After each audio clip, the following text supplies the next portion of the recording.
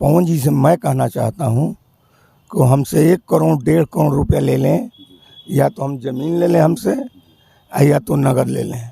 हमारी बेटी को रखें अच्छा से एक सम्मानजनक रूप में। कौन स्टार है तू? चले ले आइए ना कर ला भोदा नियर पेट ले ले बड़े डिंग डिंग डिंग। ऑलरेडी वो एक पत्नी को मार चुके हैं, मारे हैं। ऑलरेडी वो एक पत्नी को मार चुके हैं, मारे हैं। तो बस गाली देना, कुदिया हो, रंडी हो, वैस्या हो। का बारे तो रखी यहाँ न बॉडी लैंग्वेज बा न सिंगिंग बा का रे तो रखी यहाँ। तू बोलते रहे इतना बढ़ के बागी बलिया बाबू समझावत नहीं जा, हमनी के रिश्तेदार बनी जा, बिगड़ल नहीं खे कुछ बात। जे बिगड़ जीते तो पता लगी जीत के। नमस्कार दोस्तों, भोजपुरी फिल्मों के मेगा स्टार और पावर स्टार कहे जाने वाले पवन सिंह जी और उनकी पत्नी ज्योति सिंह जी का मामला इस समय बहुत ज़्यादा चर्चा में है। आरा कोर्ट में लगभग 2-4 दिन 5 दिन के बाद एक नई न्यूज़ निकल करके सामने आती है। बहुत सारे चैनल आपने देखे होंगे दोस्तों, और बहुत सारी खबरें आपके दिमाग में होंगी। आज मैं बलिया में हूँ और बलिया में ज्योति सिंह जी के पिताजी हमारे साथ हैं और हम उनसे परिचय कराएंगे आपका। बहुत ज़्यादा समय नहीं लेंगे आपका। कौन कौन सी बातें वास्तविक हैं, कौन कौन सी बातें उड़ाई गई हैं, कौन कौन सी बातें फालतू चैनलों पर चल रही हैं, ये सारी जानकारी देंगे। स्वयं हम उनके पिताजी से बात करेंगे, उनके बहुत नज़दीकी लोगों से भी बातचीत करेंगे। सबसे पहले हम आपका परिचय कराते हैं दोस्तों उनका। सर, अपना नाम बता दीजिए। राम बाबू सिंह। राम बाबू सिंह जी, आप ज्योति सिंह जी के पिताजी हैं? जी। तो सर एक बात बताइए, ये बहुत ट्रेंडिंग चल रहा है इस समय मामला आरा कोर्ट का, तो ये क्या चल रहा है इस समय आरा कोर्ट? आरा कोर्ट में 1 सप्लीमेंट का पवन जी की तरफ से हुआ कि 1 सप्लीमेंट एक बार।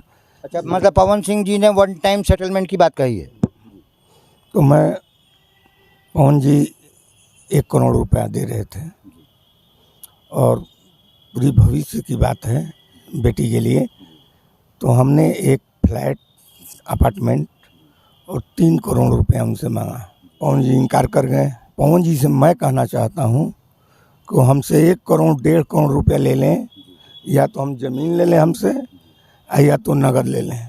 हमारी बेटी को रखें अच्छा से एक सम्मानजनक रूप में। देखिए दोस्तों, कोई भी किसी भी बिटिया का हिंदुस्तानी यदि पिता है तो किसी भी बिटिया का पिता यही चाहेगा कि यदि जिस व्यक्ति से उसकी शादी हुई है, हमारी बेटी जीवन भर उनके साथ में रहे। और यही दर्द भाई साहब का भी है, जहाँ तक मैं समझता हूँ। मैं सही कह रहा हूँ? सही।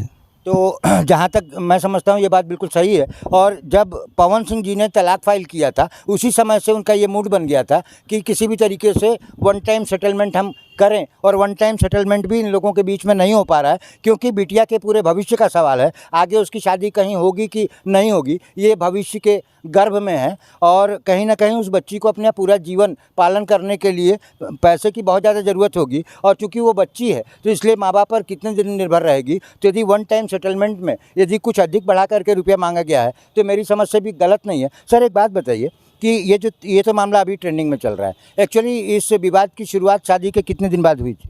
शुरू से ही शादी के बाद ही? 1 महीना बाद। गाली देना, पीकर दोस्तों के सामने, मतलब टार्चरिंग करना। अच्छा, मतलब मानसिक रूप से टार्चर करना बिटिया को। कुछ जाओ छत से नीचे। ऑलरेडी वो एक पत्नी को मार चुके हैं, मारे हैं। ऑलरेडी वो एक पत्नी को मार चुके हैं, मारे हैं। वो आत्महत्या नहीं है। मतलब ज्योति बिटिया की शादी से पहले नीलम सिंह पत्नी थी। इनके कौन बताया है, इस तथ्य को रखा गया है। समय आएगा तो उसको दिया जाएगा, निकाला जाएगा।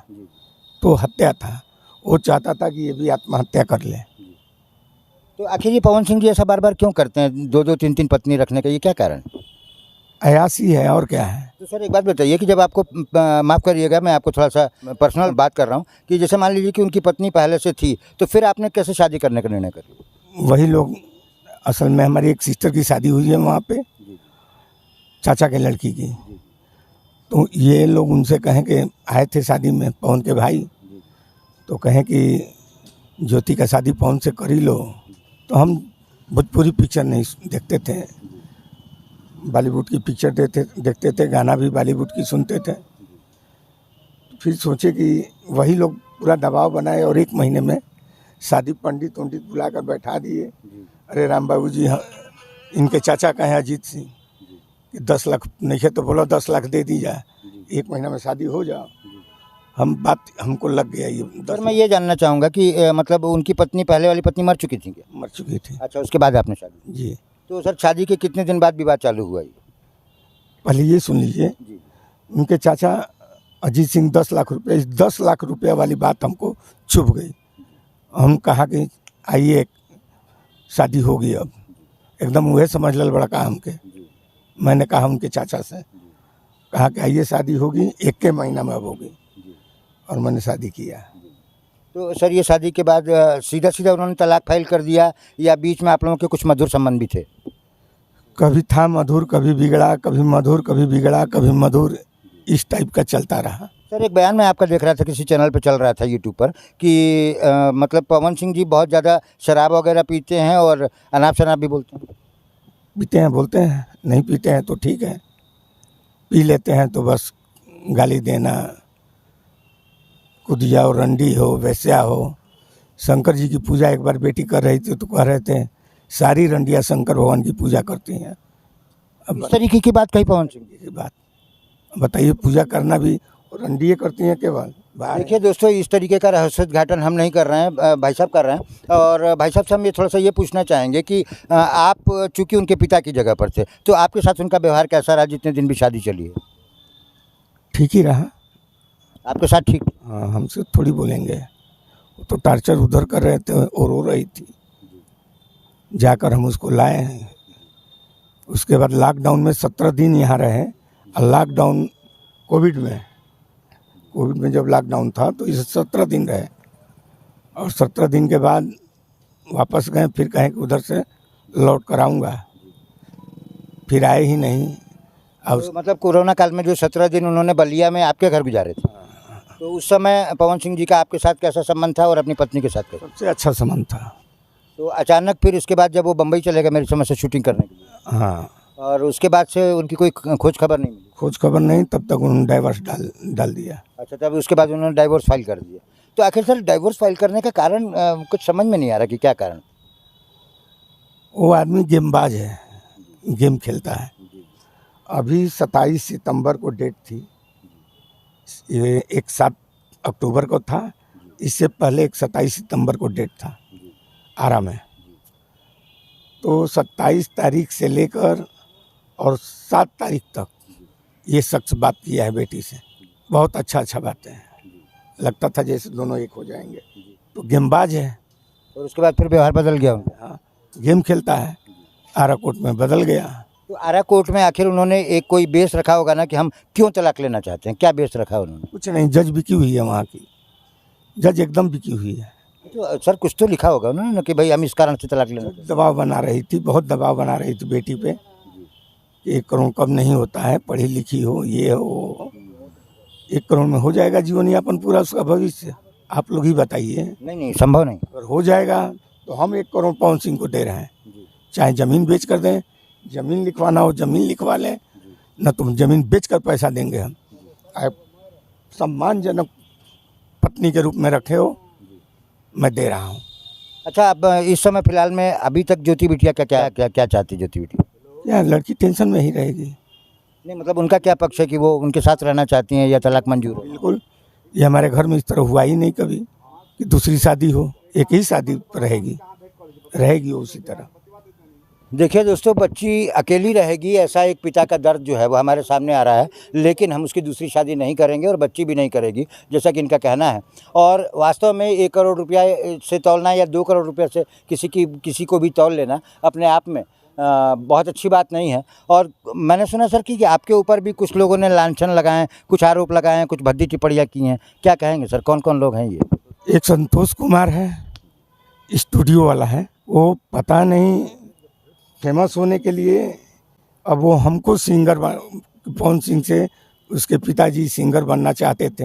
वो एक स्टूडियो वाला जो दूसरा व्यक्ति है वो आपके ऊपर लांछन लगा रहा है कि आप सिंगर बनना चाहते हैं, जबकि हमारे घर में आज तक न कोई नचनिया, न गवैया, न बजनिया हमारे परिवार में कोई नहीं हुआ है।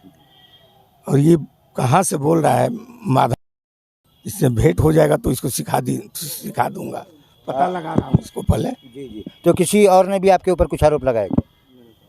एक ऋतिक जी हैं, उनके भाई हैं, जो सिंगर बनना चाहते हैं, सिंगर तो कभी बन नहीं पाएंगे, कभी नहीं बन पाएंगे। पवन सिंह बनना मुश्किल है। और वो बोल रहे हैं कि रहने लायक कोई हो तो कोई रहे। अब तो उन लोगों से कहना चाहता हूँ कि तुम लोग कितने रहने लायक हो। बेटी मेरी है, नहीं तो बताता कि तुम्हारी एक एक फुलवा मैं खोलता। अब खोलूँगा, वक्त का इंतज़ार है, सब खोलूँगा, सब चीज़ें होगी। देखिए दोस्तों, भाई साहब के इस बयान से एक बात क्लियर होकर के सामने आ रही है कि पवन सिंह के छोटे भाई हैं वो। पवन सिंह के छोटे भाई ऋतिक सिंह ने एक गंभीर आरोप लगाया है अपनी भाभी पर, यानी कि ज्योति बिटिया पर, और ये आरोप लगाया है कि तुम रखने लायक व्यक्ति ही नहीं हो तो तुमको घर में हम कैसे रखें। मैं सही कह रहा हूँ? जी भैया आपसे भी थोड़ी सी बात करेंगे हम। ये जो मामला है ऋतिक सिंह का और ये जो कौन संतोष कुमार जी है, ये क्या मामला है ये? सबसे पहले तो दर्शकगण के सब प्रणाम करते नहीं हम। जी जी। अंचल नारायण सिंह मेरा नाम है, मैं भतीजा हूँ इनका। और रही बात ऋतिक सिंह की, तो ऋतिक सिंह का आवर ऋतिक तू पवन सिंह के नाम पे चलत अड़ल, चाचा का लड़का हवा उनकर, तू उनका नाम पे चलता अड़ा ना, तू का बारे तोरा की यहाँ ना बॉडी लैंग्वेज बा ना सिंगिंग बा का रे तोरा की यहाँ तू बोलते रहे इतना बढ़ के। बागी बलिया बाबू समझावत नहीं जा, हमनी के रिश्तेदार बनी जा, बिगड़ल नहीं खे कुछ बात। अजय बिगड़ जीते तो पता लगी जीत के कौन स्टार है तू, चले ले आइए ना कर ला भोदा नियर पेट ले बड़े डिंग डिंग डिंग।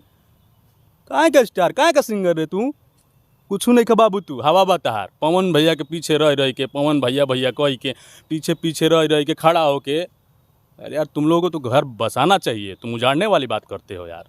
है यार, जिसके लिए रोटी खा रहे, जो रोटी दे रहा है तुमको, जिससे घर चल रहा है तुम्हारा, को कहिया इला तू सिंगर में। हम देखनी है तारा खूब बढ़िया से देखनी है, पीछे रह के भैया एगो सेल्फी ले ली भैया। अरे बाबू सिंगर नहीं हो तुम, ना ही तुम एक्टर हो, ना ही तुम्हारे कुछ आता है। ऐसा मत डिप्टी किया करो, हम नहीं चाहते हैं डिप्टी करना, नहीं तो हम लोग चाहेंगे ना बहुत कुछ हो जाएगा बाबू।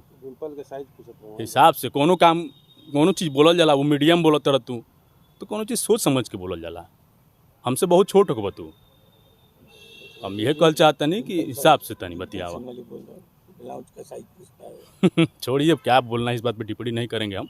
बस कहने का मतलब यही था कि तुम कुछ हो नहीं, उसके बाद भी तुम इस तरीके से हरकतें कर रहे हो। मेरे को नहीं लगता तुम जीवन में कुछ कर पाओगे बाबू। पवन भैया जिस दिन सांसद बन जाएंगे और जिस दिन छोड़ देंगे इंडस्ट्री, तुम लग रहा है कि तुम खड़े होने लायक भी नहीं रहोगे। तो सारी बातें एक तरफ, कोई किसी के ऊपर लांछन लगाना और बिना प्रूफ के कहीं बोलना, मीडिया में बोल भी रहे हो, कह रहे हो कि बहुत सारी चीज़ें मीडिया में नहीं बोल सकता। अरे बोलो ना, प्रूफ दो, सामने बैठो, मैं भी बैठाता हूँ ज्योति को, तुम भी बैठो, आओ प्रूफ दो। कितना प्रूफ के किसके पास क्या है क्या नहीं, हमको सब पता है बाबू। बस कहना यही चाहता हूँ कि ये सब मत करो। तुम्हारे मुंह से तो शोभा नहीं देता, तुम के चाचा के लड़के हो अजीत सिंह के, रियल भाई भी होते ना तो शोभा नहीं देता जो तुम बोले थे। देखिए दोस्तों, जब परिवार में विघटनकारी परिस्थितियां पैदा होती हैं तो कहीं ना कहीं अपने आप में इस तरीके की बातें भी सामने आने लगती हैं, और एक दूसरे के ऊपर आरोप और प्रत्यारोप लगाना ये साधारण सी बात है। लेकिन मामले को इतना मत बिगाड़िए कि यदि भविष्य में कभी एक होने की ज़रूरत पड़ी तो एक दूसरे से निगाहें चुरानी पड़े। क्यों भाई जी, मैं गलत कह रहा हूँ? ठीक बात है, आप बहुत ही सरल तरीके से आपने बताया है ये बात को, और यही होना चाहिए। हम लोग कोर्ट में भी मिले थे, कोई दोष थोड़ी ना है यार। पति पत्नी का मामला है, कोर्ट में गया है, पति पत्नी अपने बात कर रही है। हम लोग मीटिंग भी किए थे, बैठ के 1 घंटा बैठे भी थे।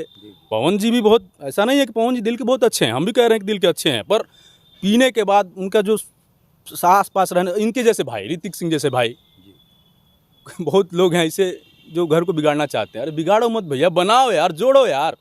एक से एक लोग हैं, कितनी गलतियां करते हैं। अरे ऋतिक भाई तोहरो बहन बाड़ी, तोहरो बहन तो गलती करत हो हन, अपना जीजा ले पूछो, तार जीजा ना बोलते हन।